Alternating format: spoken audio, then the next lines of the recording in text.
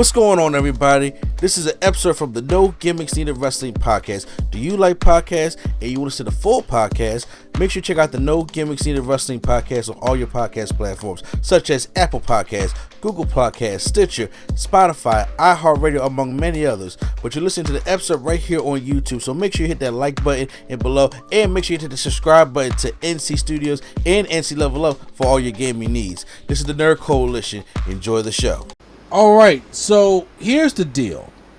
Since we have a huge weekend of wrestling coming up, and obviously we record our podcast on Sundays. So right now, there's not going to be any time to record predictions for any of these shows because Saturday is Clash of the Castle, Sunday's All Out, and also Saturday's and Worlds Collide. There's so much stuff going on. So what we're going to do now is record you guys our predictions of what's happening so far. So right now we're going to start with All Out. Now, All Out right now has a 9-match confirmed card. Obviously, they're going to be when Dynamite next week with the Midweek Wrestling War is probably going to add some people, add a couple matches to it, which me personally I think will be overkill. I think this 9-match card is fine because I even though whether it's AEW or not, I don't like when the shows go 4 or 5 hours. Mm-hmm. That's just me. I don't know about you, Prime, but for me, I personally don't like when it goes 4 or 5 hours. But I think for AEW, I will make an exception because they only have 4 a year, rather than WWE when they used to do it was every month. So I think that. But then again, they do have a special episode, so they can just do that too. So you don't have to have a full show. You can just do 3 hours or whatever. You don't have to have all that. Since to me, All Out and Double or Nothing are like their big WrestleMania or SummerSlam type shows. Mm-hmm. I don't mind Double or Nothing or All Out being 4 hours long. Mm-hmm. Because that's what the old WWE pay-per-views used to be, and I ain't complaining about them. So I wouldn't mind them being 4 hours long. Full Gear and Revolution don't need to be 4 or 5 hours long. But also with All Out and Double or Nothing, it don't need to be 5 hours neither. But neither here or there saying all that. What I'm saying is that we have a 9-match card, so if they add any matches, I think they're going to add one. Okay, so if they do add one, because me and Prime are still going to do the Midweek Wrestling Wrestling Review next week. So whatever they add, or there's a casino ladder match, or whoever they put in there, we'll talk about that on that show along with Worlds Collide. Is that good, Prime? Yeah, that's cool. All right, so for the meantime right now, you guys are going to be getting AEW All Out predictions. So, we got a 9-match card right now, and one of the matches on there is the tournament final for the AEW Trios Championships, which I still believe is going to be Kenny Omega and the Young Bucks, which is the Elite, taking on the Dark Order. Well, hold on. In the finals? Yeah. Hold on, I gotta look at this. There's no way. No, it's my prediction. They don't have the finals listed. Nah, I don't. I gotta look at this tournament anyway, because there's no way. Trios tournament. There's no way that. Go ahead and look. Let me look. Where's the tournament bracket at? There we go. All right. I'll wait. Oh, it's going to be best friends. It's not going to be best friends. Yes, it is. It's not going to be best friends. Best friends have Orange Cassidy. I'm pretty sure the Dark Order is going to get Adam Cole in there. Not Adam Cole, Adam Page. No, they don't. They have 10. No, Prime. 10 is not making it to the pay-per-view. I truly believe that Adam Page is not going to miss this show. And I think Adam Page and Kenny Omega, coming back at it at the end, I think that's what it's setting up for. I don't think 10 makes it because before they had a silhouette up there because remember, Adam Page said, I'm going to cheer for you guys on the sideline. And the whole story with the Bucks and everything like that, I really think that something's going to happen to them. They're going to put Adam Page in there, and there's going to be them taking on Omega and the Bucks in the finals. That's the only reason why Dark Order is going to make it this far. Because if they made it past House of Black, okay, which is House of fucking Black, but they're dealing with Miro right now. But if they made it past House of Black, because I was like, I would love to see House of Black taking on Omega and the Bucks in the finals. But since that's not going to happen, I'm like, well, fuck it. We might as well just do the Dark Order. Best, first of all, you know how I feel about the Best Friends, but no. Well, Orange Cat stuff like that, I understand all that. Because first of all, honestly, the final should be the Elite taking on the United Front with Will Ospreay. Now, I want to be honest, this whole bracket was done horribly because, to be honest with you, I wouldn't have put Rush, Dragon Lee, and Andrade out the first round. No, I wouldn't even. First of all, I would have put Death Triangle would have went further. Basically, everybody on the right side of this bracket, I'm looking at Dark Order, Trust Busters, and Best Friends. I would have put them against the Death Triangle and other members so we can get better matches in the later half. Me personally, like I understand they were injured because honestly, I really think the main event should have been the Elite taking on the Undisputed Elite. Yeah, but I think. All right, let's just get it out of the way. The Elite is winning. Yes, so yes. Omega's winning. I think the Undisputed Elite will come out and challenge them maybe after they win or ruin their celebration or something. Set up for that, but I do think that's the next pay-per-view of the trios. I hope Omega's body can last that long. I mean, he's back, so I'm sure it'll be somewhat doable. Yeah, because I know they're gonna want him to wrestle at Arthur Ashe in September, and then maybe wrestle in Japan in next year. I'm saying so. Health is more important to me. Next up, let's get the other trios out the way. Wardlow and FTR taking on Jay Lethal and the Motor City Machine Guns. So there's no reason why Wardlow or FTR should be losing this match, especially Dax Harwood being like the wrestler of the year, and Wardlow still trying to get his stride going. But obviously, they're put here to make a good match, to make a really good trios match. Which me personally, I will open the show with this. Yeah, you could do that. I personally, I would give him about 15, 20 minutes, open the show with this. But we know what we're building to. We're building to the spot for Wardlow to pick up that big bastard and powerbomb him. He may not be able to give him the powerbomb symphony, but you got powerbomb that motherfucker. Look, they messed up. It's already overshadowed, no matter what. Why? Because the Motor City Machine Guns and FTR are in the same ring. It's already automatically overshadowed. Who cares about what Wardlow is doing? Who cares about Satnam Singh when you got FTR? No. I mean, after the match is over. I just want during the match. Even after the match is over, who cares about what Wardlow is doing at the moment when you got them interacting? Once the match is over, he can get a good pop again, the powerbomb off. All right, I'm gonna tell you, I'm not gonna pop because I just seen FTR in the Guns. I'm gonna be like, oh, that was a good match. Oh yeah, okay, Wardlow's powerbombing them. Okay, cool. Please, okay. But that FTR match, woo, that's gonna be me, Peter. This is not there's a casino ladder match. I don't know who's in it, so therefore we don't know who is even going to win because who is even going to push. Most people that would be in it right now is in singles matches. So let's see. I would say somebody like an Ethan Page. Ethan Page can win it because Ethan Page has not been doing anything. Well, is it a casino ladder match or is it like the little Sonic ring? You know, it says a casino ladder match. I guess you're going up and I guess you go up there and get the Sonic ring. So yeah, I would say Ethan Page. If not Ethan Page, then I don't know if they have any debuts, so I don't know. I know they better fuck it up. I know that much. Swerve in Our Glory. Keith Lee is Swerve Strickland taking on the Acclaim. Real quick, did y'all see that picture of somebody who took a picture of Keith Lee sitting down reading a paper or something? And was I did, yeah. And I was just like, because Lady Sketch the other day when we was watching Dynamite, she was like, is it just me or did Keith Lee get bigger? And I was just like, no, Keith Lee's always been big, right? Mm-hmm. I went back on YouTube and I watched the intergender match between him and me and Ian back in the day. I was watching Swerve taking on Athena. Because it came up at my feet. I was like, okay. And I was watching. I was like, wait a minute.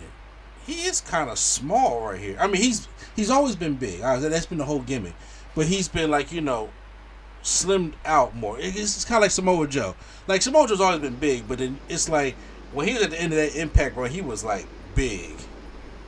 Yeah, I mean, he could have gotten a little bigger. He hasn't really been wrestling, so I mean. Exactly, and I was just like, and then when they showed the picture of like when Keith Lee first got into NXT, and Keith Lee now, I was just like, damn, that guy is big. Mm-hmm. He's got, and the first thing I thought was because I'm not fat shaming.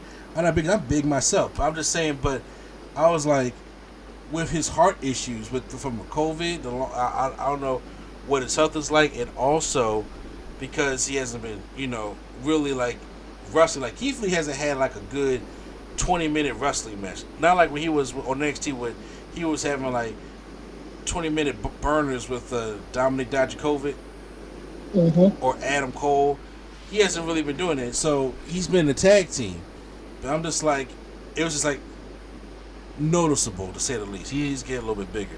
I hope he can, kind of put that on control a little bit. But there's no reason why Swerve and Our Glory should be losing here. I mean, first of all, the Acclaim need to be. Nope. It's too early to put the tag team titles on the Acclaim because this came out of nowhere. Whoa! First of all, you mean to tell me it wasn't too early to put the tag titles on Swerve and Keith Lee in the first place?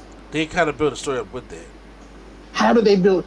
It was supposed to be the Hardys and the Bucks, and then out of nowhere, it was like, oh, all right. Ain't no out of nowhere. Yeah. Jeff fucked up. Go ahead, say it right. All right, well, okay, but I'm saying Jeff messed up, but so then your claim like the next they, it just wasn't. It came out of nowhere to me because they were just out. It was like Jeff messed up. Then the next week, ladder match next week, and then they won the titles. They was already teasing like there was the whole thing of teasing the breakup and how they're going to get along, how they're going to coexist, and then it was more of a Swerve type thing, and I liked them as a tag team. First of all, it really should have been Hobbs and Starks, but that is we'll get to that later. But since they won the belts, the Acclaim right now, the reason why I say it's out of nowhere is because the Acclaim is fourth on the rankings right now. Mm-hmm. Okay, and they take the rankings. Okay, you can't say this because it wasn't even on the rankings. They was like low in the rankings, and they just added them in. Who? Lee and Swerve, because it was a triple threat match. Yeah, look, the Young Bucks challenged them, and I understand, of course, Swerve and them challenged the Acclaim, but because the whole fuse with the ass boys, and they keep calling them, and I'm like, this is a hold on, wait, was it not a triple threat? It was a triple threat, but the thing was, Keith Lee and Swerve and Lee had beef with Hobbs and Starks, and they had a good tag team match on their Rampage, and what happened was the Young Bucks came out and challenged both teams. That's what they did. That's how they. That's why it seemed random to me because they were already in the storyline, and then the Bucks just interjected themselves in their storyline, and then that's okay. All right. Yeah, which is kind of what Swerve and Lee is doing because right now the Acclaim is focused on the Ass Boys, which was the Billy Gunn's kids, the Ass Boys or the Gun Club, was meant to get the Acclaim over. It did its job. The Acclaim was already. The Acclaim was already over. The Acclaim was somewhat over. I was saying, wrestlers. But I said over as wrestlers. They got them over as wrestlers, but they were already over because I was going to the shows. They were definitely over, just not being used on the main show. Exactly, but this is a good feud to get a tag team some credibility behind them, and that's what they did with the Acclaim. But right now, I'm like, it's kind of early to put you can still give them the tag team titles this year. You can still give it to them at Full Gear. You can still give it to them on one of them special shows. Winter is coming. It doesn't matter. But what I'm saying is right now it's a little bit too early to give them the tag titles because they just had one feud with the Gun Club of all people. When you see them face, listen, when you see them face FTR, when you see them face the Young Bucks, when you see them face these more established teams that they put on there, the first question you will be asking is how, or storyline purposes, or even just in purposes, how are they able to beat them? Just because you have a belt don't mean that means anything. You got to build the Acclaim. I was liking the Acclaim. I drafted them. I was loving the Acclaim before loving the Acclaim was cool because everybody should think. We're not gonna sit here and say that the Acclaim was mad over all the time. People was making fun of Max Caster's raps. They was not getting behind the Acclaim like they were after, you know what I'm saying, after he got suspended and came back for a little bit and was sitting there, he just kept being him. And then when they started winning, because every time they come out there, he rap and they lose. They was not getting over like that. Bruh, I was at the show, as I'm telling you. When they did the Out the Ass show, around that time, they were over, but they were heels, and they were still on Dark. And then they were still on Dark, and then they would come out for their match, rap, lose. And I'm like, why are they still losing when the crowd loves them, obviously? And then, I don't know what happened. I guess something clicked, then they started using them more on TV and not just Dark. Then they started getting a bigger role on TV. But now they are more over now than they were. But they were definitely over for a while. I would say at least a year to 9 months. They were all over for a while. At the shows. Okay. But I'm saying I still think they need more time. They need more feuds. They need more teams to beat. The only team that they beat was the Gun Club, and that's the Gun Club. It's the all right, fucking Gun Club. What team did Swerve and Lee beat? It's come on, Prime. You know that right now. You really just being a thorn. It's Keith Lee and Swerve Strickland. Okay, but you still gotta be a team. You still gotta. You put two all stars together. And they make a team. It don't always work. Obviously, we got super teams in the NBA that can't win the belt. This is wrestling, and you know what I'm saying. It's just wrestling right here, and I'm saying instead of being a troll, you know exactly what I'm saying. As many years as you've been watching wrestling, just like I have, you already know that this is Keith Lee and Swerve Strickland. These are two big stars that are coming in from being fired by WWE, and then. You already know that they're a better team. They had to build their homegrown talent. They had to build themselves up. They just beat the Gun Club. I mean, you got to give them some teams. You got to feed them some teams to beat. Well, Let them beat the best friends. Forget all that. I'm saying forget all that. I am saying they're going to win because I feel like they're not career-making moment, but they're like career-making feud was the dumpster match. The dumpster match. After the dumpster match, I would have had Swerve come out and challenge them then after the dumpster match so that they can challenge and have a story for this match. Because I feel like after the dumpster match, that was just like, they are probably made that they can do whatever they want now. I feel like they're going to be one of their bigger teams now since the dumpster match. So, and they're over, I would just give it to them. Just say whatever, you know. You couldn't do it for Ricky and Hobbs. You waited too late for Ricky and Hobbs. I would do it. You know, whatever. You know. It's like even if you put the belts on them, they had something to do with the belts. Because right now, FTR, I was surprised has not won them belts yet. Yeah, so if they're not going to give it to FTR, give it to them. I still think they're going to give it to FTR right now. You know, I don't know what they're waiting on. Because obviously they wasn't waiting for the match with the Bucks. I guess they were trying to hold out for the Hardys, and Jeff fucked everything up as usual. So also, maybe I'm just thinking about the Acclaim because the Acclaim's been on TV every single week, and I haven't seen Swerve and Lee literally probably since they won it. I've seen them like once since they won it, and yet the Acclaim been on TV every day. Yeah, so I'm saying it's like they haven't really been getting that much TV time if you watch Rampage or maybe Dark, I don't know, but you know, so maybe that could just be it where I haven't seen them, so they're like out of sight, out of mind. Don't know. All right, I'm still going with Swerve. Yeah, I would like the Acclaim to win, but I'm still going with Swerve and Lee. You going with the Acclaim? They just made this match on Rampage. Jade Cargill taking on Athena for the TBS Championship. I strongly believe that they want Chris Statlander to do this and Chris Statlander to be the one to beat Jade. Statlander got injured again. I don't think Athena is the one to beat Jade, especially when they have not been. Especially with the way this feud has been going, I don't think so at all. No, and I'm still thinking like, where the fuck is Red Velvet at? Like, I know she's still injured, but I didn't know how bad that injury was. Right, especially with the way that they've been building this feud, I have no faith in Athena, unfortunately. So, I think Athena will take Jade to a good match, but I don't think that Athena's going to beat Jade. Yeah, it's just.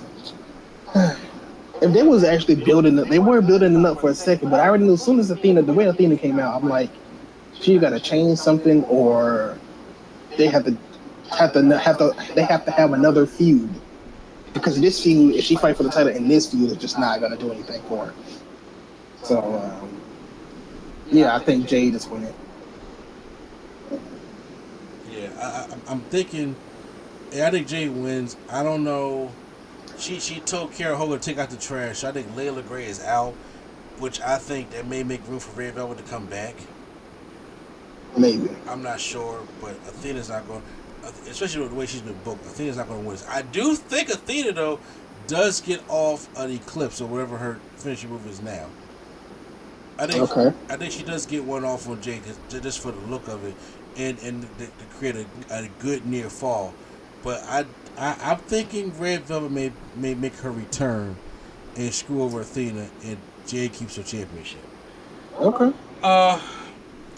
Bryan Danielson taking on Chris Jericho. Obviously, it's like we're fighting for the custody of Daniel Garcia. So I think it should be a good wrestling match. Does Garcia help his mentor, or does he help his hero? What do you think is going to happen? I don't think Garcia is involved. Oh, I think Garcia is involved.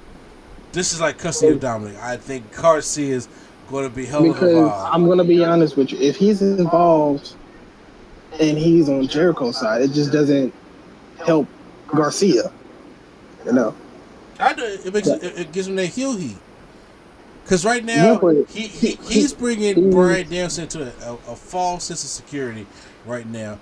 And it's just like he wants to be a wrestler. He's fighting for being a wrestler. But if he just goes and turns on him and goes right to Jericho and goes back to being a sports entertainer, oh my God, the fans are going to hate that.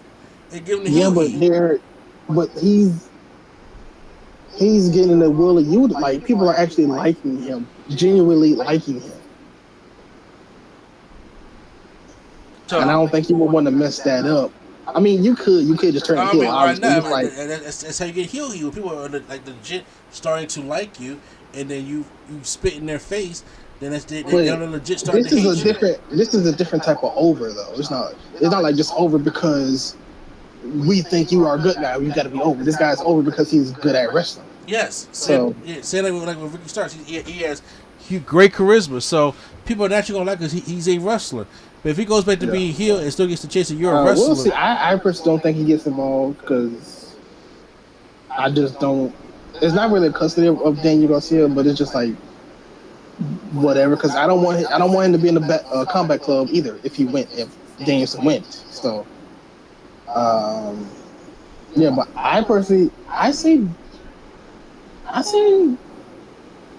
know. I want to say Jericho wins because Danielson hasn't been there, but Danielson took a loss already to Garcia, so I'm going to say Danielson.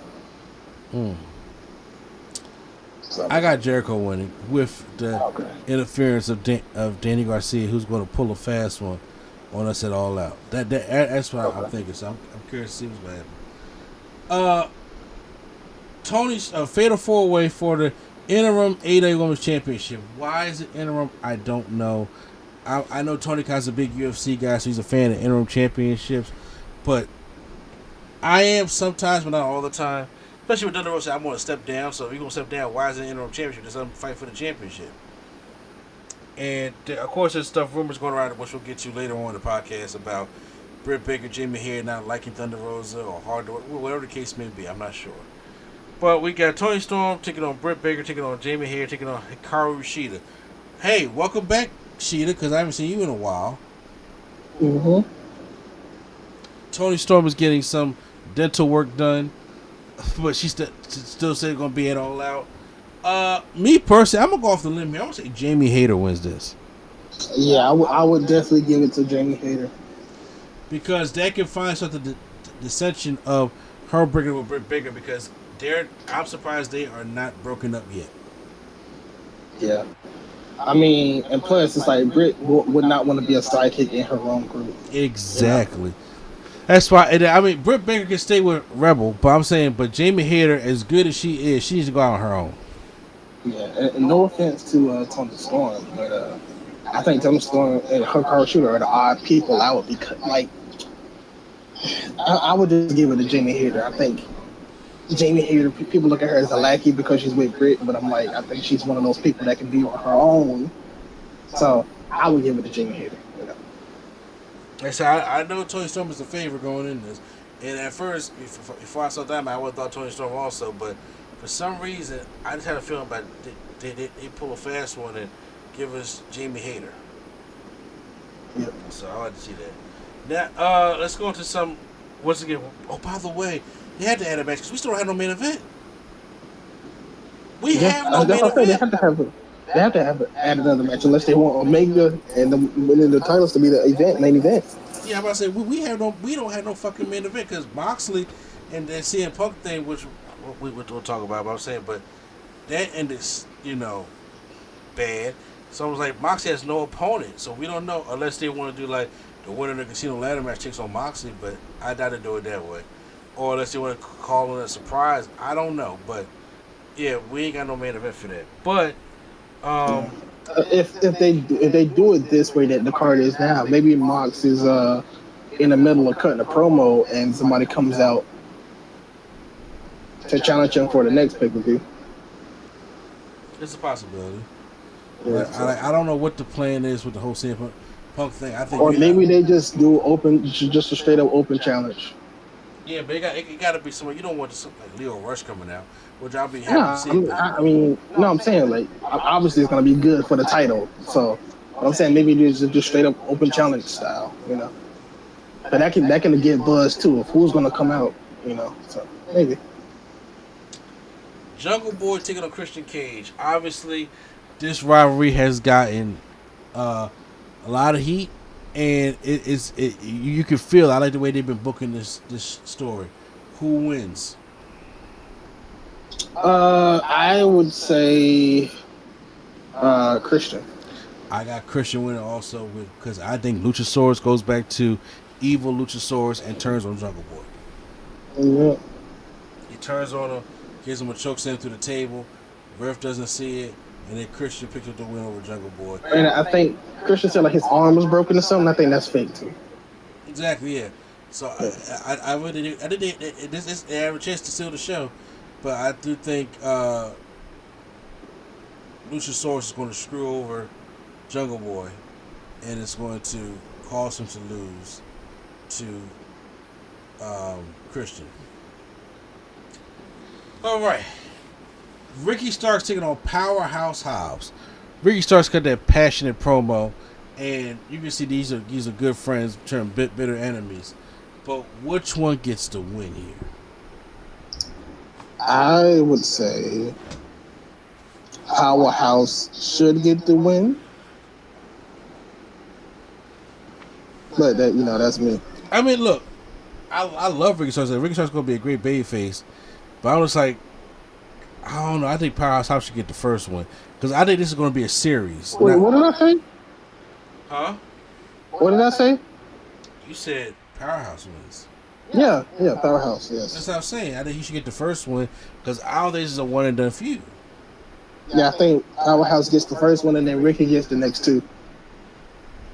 Yeah. And even out like that. Maybe go.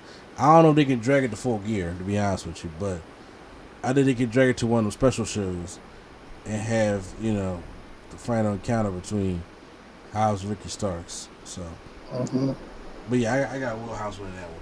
And I think, yes, as of right now, that's all the matches. Like I said, we still don't have a main event. We still don't know who's going to be in this casino ladder match. They probably can add like it could be 14 matches by the time this thing is all over, which I don't want it to be, but it's a possibility that it can be that Tony Khan has been on the overset the card before. Like last year's All Out had a total of I'm actually looking it up right now. Had a total of 10 matches.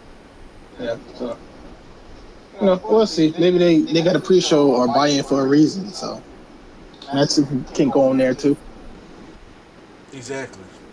So now, first of all, that was our predictions for All Out. So like I said, anything else that they add, we will talk about it on a midweek wrestling review.